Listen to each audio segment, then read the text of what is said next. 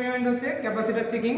তো আমরা একটা সবার প্রথমে 3 পিন নিয়ে নিয়েছি, যেটা নিউট্রাল আর ফেজের যে ওয়্যারটা আছে আমরা ফেজের ওয়্যারটা নিয়ে নিয়েছি। ডাইরেক্ট এখানে একটা ফিউজের অপর যে টার্মিনালটা আছে ওটা আমরা এটাকে চার্জিং সুইচ করা হয়েছে, তো চার্জিং সুইচের একটা টার্মিনাল লাগানো আছে। অপর টার্মিনালটা যেটা আছে সেটা আমরা একটা বাল্বের একটা টার্মিনাল লাগিয়েছি, এবং সেইটার সঙ্গে আরেকটা যে ওয়্যার বেরিয়েছে ওইটা আমরা এই ক্যাপাসিটারটার একটা টার্মিনালে অ্যাড করেছি।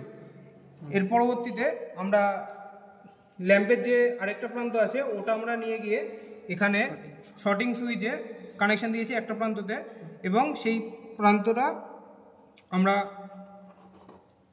এবং অপর প্রান্ত যেটা আছে ওটা আমরা এই ক্যাপাসিটারটাতে দিয়েছি, এবং তার সঙ্গে আমরা নিউট্রাল ওয়্যারটি যোগ করেছি। তো আমাদের এখানে সম্পূর্ণ ওয়্যারিংটা কমপ্লিট হয়েছে। আমরা এরপরে নিউট্রাল আর ফেজের যে কানেকশানটা আছে ওটা আমরা কানেকশানটা দেওয়ার 2 থেকে 3 সেকেন্ড পরে ক্যাপাসিটারটা যখন চার্জ হয়ে যাবে, 2 সেকেন্ড থেকে 3 সেকেন্ড আমরা রানিং রাখবো, তারপরে ক্যাপাসিটারটা যখন চার্জ হয়ে যাবে তখন এই চার্জিং সুইচটা অফ করে দিয়ে শর্টিং সুইচটা অন করলে সঙ্গে সঙ্গে দেখা যাবে লাইটটা ব্লো করছে। এর মাধ্যমে আমরা বুঝতে পারবো যে এই ক্যাপাসিটারটি ডিসচার্জ হয়ে গেছে।